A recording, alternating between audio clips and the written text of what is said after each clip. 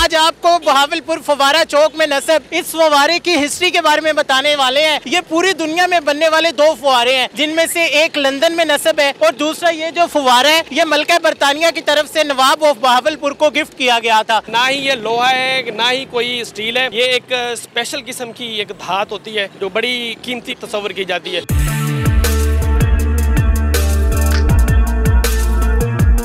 बताइएगा ये फुवारा यहाँ पे नस्ब है, फुवारा चौक की जो हिस्ट्री है इसके बारे में थोड़ा बताइएगा। कहा जाता है कि पूरी दुनिया में ये दो फुवारे हैं, जिसमें से एक लंदन में लगा हुआ है और दूसरा यहाँ बहावलपुर फुवारा चौक में नस्ब है, तो इसके बारे में थोड़ा गाइड कीजिए। इसकी हिस्ट्री के हवाले से बात करें तो मैं आपको बताऊँ कि 1880 में जो मलिका बरतानिया थी उन्होंने नवाब ऑफ बहावलपुर को ये गिफ्ट किया था। ये आपने बिल्कुल सही सुना है कि ये इस तरह के सिर्फ दो फव्वारे हैं, एक जो बरतानिया में है जो दो इकट्ठे बनने थे और एक जो है उसको इधर शिफ्ट किया गया था, कराची शिफ्ट किया गया था शिप के ज़रिए। उसके बाद उसको बड़े एहतियात के साथ बहावलपुर, जब ये स्ट्रेट थी, ये 1880 की बात है जब ये बहावलपुर पहुंचा था। ये यहाँ पे जो बहावलपुर का सबसे बड़ा और जिसको वाइट पैलेस भी कहते हैं, सादेगढ़ पैलेस, ये वहाँ पे पहले नस्ब किया गया था। 1880 में वहाँ पे शिफ्ट किया गया था, वहाँ पे लगाया गया था। फिर ये 1903 में नवाब साहब ने ये सोचा कि ये बहावलपुर शहर में होना चाहिए, तो 1903 में उसको यहाँ पे शिफ्ट किया गया, यहाँ नस्ब किया गया। तो इसी हवाले से इस चौक का नाम भी चौक फव्वारा ही रखा गया। अब इसका नाम जो बदल दिया है, ख़त्म नबूवत है। तो ये मेरे ख्याल में पाकिस्तान का बहावलपुर का, न सिर्फ बहावलपुर का बल्कि पाकिस्तान का ये एक ऐसा लैंडमार्क है जो सिर्फ पाकिस्तान में एक ही है।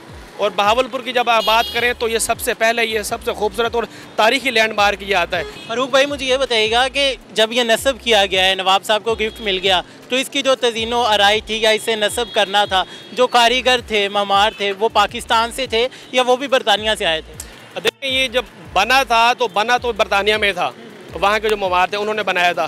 फिर जो मलका बरतानिया थी उन्होंने जब इसको भेजा था तो साथ वो लोग भी भेजे थे जो कि इस काम को जानते थे, वो साथ आए थे, उन्होंने यहाँ पे नस्ब किया था। उसके साथ साथ उनकी हेल्प करने के लिए यहाँ के जो लोग थे जो कि जो रियासत बहावलपुर थी उसका काम करते थे, तो वो भी उसके साथ थे। तो उन सब की मदद के साथ इसको यहाँ पे इंस्टॉल किया गया था। फारूक भाई 1903 में ये यहाँ पर आगे नस्ब हो गया, उसके बाद भी इसकी जो तज़ीनो आराइश है कुछ चेंजिंग की गई है, दोबारा भी इसे चेंज करने की कोशिश की गई है, कुछ नई जिद्दत लाई गई है।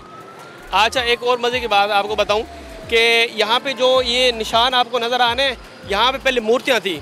अच्छा। रेड कलर की मूर्तियाँ थी को उनके मुंह से ना पानी निकलता था। वो बड़ा, ये पहले बड़ा था, ये 10 फुट तकरीबन ऊंचा है ज़मीन से, पहले ये बड़ा था। फिर वो मूर्तियाँ ख़त्म कर दी गई क्योंकि वो ऐसे लगता था जिस तरह से वो भगवान हो या फिर मूर्तियाँ हों, जिस तरह से आपको पता है कि लोग इसको नई चीज़ को पसंद करते, तो वो ख़त्म कर दी गई।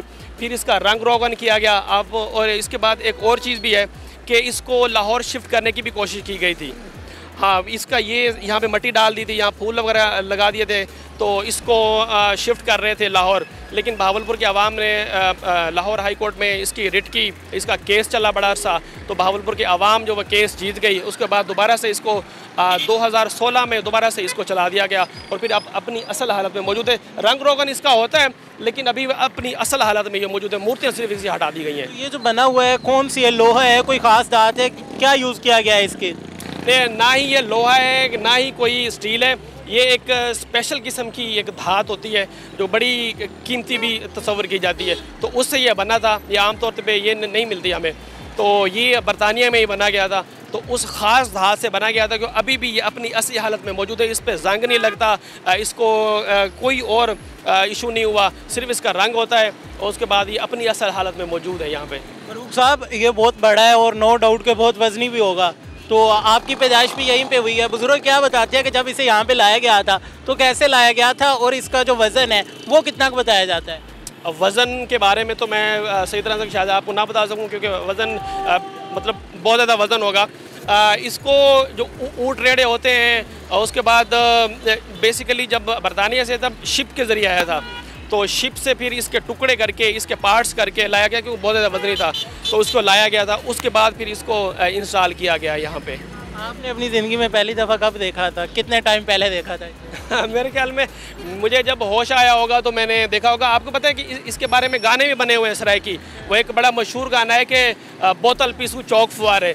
तो ये बहावलपुर की तारीख में एक ऐसी चीज़ है, एक ऐसा लैंडमार्क है जो कि बहावलपुर के हर बंदे को पता है। आप बहावलपुर सर्च करें ना इंटरनेट पे, तो ये उसकी मशहूर तरीन जो हिस्टोरिकल चीज़ है वो सबसे पहले ये आती है। अब इसका नाम जो है ख़त्म नबूवत चौक कर दिया गया है, तो ये कब चेंज हुआ है, क्या वजह थी इसकी, किसने किया है? इसकी वजूहत तो जिस तरह से आमतौर पर आपको पता है कि नाम चेंज होते रहते हैं चौकों के, लेकिन अभी भी सिर्फ मैं ये कहूँगा कागज़ों में है अभी तक, लेकिन लोग अभी तक भी चौक को चौक फारे के नाम से जानते हैं। और जो किसको बताते हैं कहते हैं, तो अभी भी आप सर्च करें चौक फारा तो यही आता है। बीइंग ए सिटीज़न आप कोई ऐसा मैसेज देना चाहें, पैगाम देना चाहें कि कुछ और रिफॉर्म्स आप देखें हैं जो लानी चाहिए, क्योंकि अभी हम भी आए हैं तो ये बंद है और पानी खड़ा है, मट्टी भी है, तो आप क्या कहेंगे, कुछ रिफॉर्म्स है जिन्हें लाने की ज़रूरत है?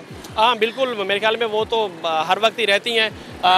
मकामी इंतज़ामिया को ये करना चाहिए कि इसको एक्सटेंड करें, पानी इसका साफ़ होना चाहिए। क्योंकि हम जब गुजरते हैं यहाँ से तो जब ये चल रहा होता है, अब वैसे मोस्टली चल रहा होता है, गर्मियों में बहुत ज़्यादा चलता है और सर्दियों में इसको बहुत ज़्यादा नहीं चलाते, क्योंकि आसपास आपने देखा है जहाँ से भी लोग गुजरते हैं ना तो उनके ऊपर पानी जाता है। तो मेरी ये रिक्वेस्ट है इंतज़ामिया से कि पानी इसका साफ़ होना चाहिए, जब भी चलाएं इसको पानी इसका मतलब ताज़ा पानी होना चाहिए, ताकि जो शहरी यहाँ से गुजरे, मोस्टली लोग बाइक्स वगैरह पे गुजरते हैं, तो उनके ऊपर पानी पड़े तो उनको एक तो स्मेल ना आए और दूसरा ये है कि उनको किसी किस्म की कोई परेशानी ना हो, मसला ना हो। बिल्कुल नाज़रीन, फ़ारूक साहब हमारे साथ मौजूद थे। इनकी ज़ुबानी आपने फवारा चौक में न सिर्फ दुनिया में बनने वाले ये जो दूसरा फवारा है इसकी तमाम तर हिस्ट्री जानी। उम्मीद करते हैं आपको आज की वीडियो पसंद आई होगी। अपने मेज़बान मोहम्मद अकमल को दीजिए इजाज़त। देखते रहिए उर्दू पॉइंट। अल्लाह निगहबान।